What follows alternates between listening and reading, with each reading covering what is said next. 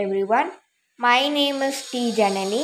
I am studying ninth standard in Lourdes Annai Girls Higher Secondary School, and I am also a student of Junior IAS Academy. இன்னைக்கு நம்ம என்ன பார்க்க போகிறோம் அப்படின்னு பார்த்தீங்கன்னா, ninth standard unit 16 applied chemistry. Applied chemistry அதாவது பயன்பாட்டு வேதியியல் பற்றி இந்த வீடியோவில் பார்க்க போகிறோம். அதாவது நம்மளோட அன்றாட வாழ்க்கையில் வேதியியல் கெமிஸ்ட்ரி எப்படி எந்தெந்த வகையிலாம் நமக்கு பயன்படுது அப்படின்றத பற்றி தான் இந்த லெசனில் நம்ம பார்க்க போகிறோம். அதோடு சேர்த்து இந்த லெசனில் தான் நம்ம புதுசாக ஒரு டாபிக் பற்றி படிக்க போகிறோம். அதான் நானோ கெமிஸ்ட்ரி.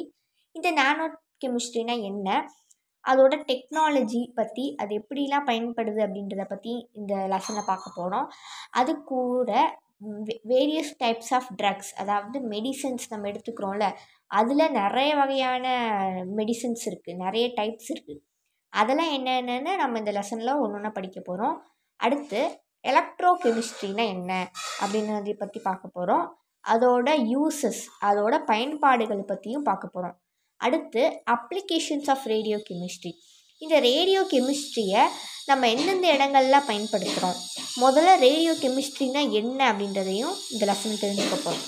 அதோடு சேர்த்து வேரியஸ் டைப்ஸ் ஆஃப் டைஸ், அதாவது பொருட்களுக்கு நிறைய கலர்ஸ் கொடுப்பாங்கள்ல, அதாவது ஃபுட்ஸுக்கு நிறைய ஆர்டிஃபிஷியல்ஸான கலர்ஸ் சேர்ப்பாங்க.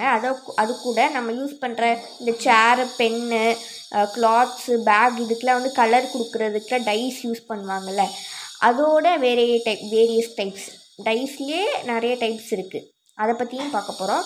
கூட acquire knowledge about food chemistry and agriculture chemistry.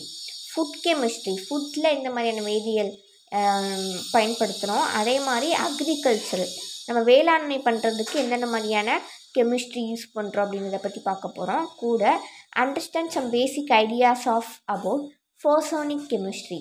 Forensic கெமிஸ்ட்ரினா என்ன, அதை நம்ம எந்தெந்த வகையில் பயன்படுத்துகிறோம் அப்படின்றத பார்க்க போகிறோம். ஃபோர்சோனிக் கெமிஸ்ட்ரினா இந்த குற்றவியல், ஏதாவது ஒரு இன்சிடென்ட் நடந்துச்சுன்னா அதுலேருந்து எவிடன்ஸ் கலெக்ட் பண்ணி குற்றவாளியை கண்டுபிடிக்கிறதுக்கு இந்த ஃபோர்சோனிக் கெமிஸ்ட்ரி ஹெல்ப்ஃபுல்லாக இருக்கும். ஸோ அதெல்லாம் பற்றி இந்த லெசனில் படிக்க போகிறோம்.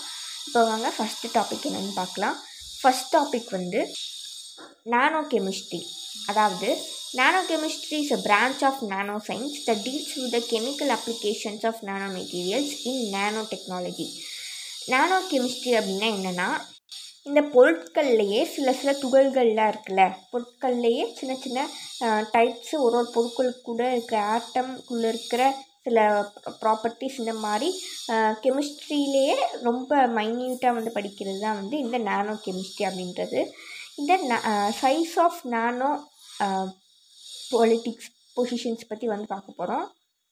அதாவது நானோ பார்ட்டிகல்ஸோட சைஸ் எவ்வளோ இருக்கும் அப்படின்றத பற்றி பார்க்க போகிறோம். அதாவது 1 நானோமீட்டர் அப்படின்றது 10⁻⁻⁹ அப்படி சொல்லலாம். இல்லைனா 0.00000001 மீட்டர்னு கூட சொல்லலாம்.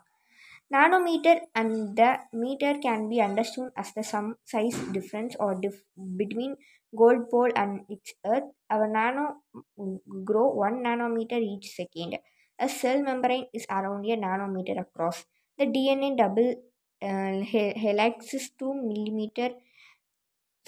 nanometer across. The diameter of one hydrogen atom is around 0.2 nanometerன்னு நம்ம பார்க்குற நிறைய சயின்ஸ் ரிலேட்டடில் இந்த நானோமீட்டர்ன்றது கண்டிப்பாக இருக்கும்.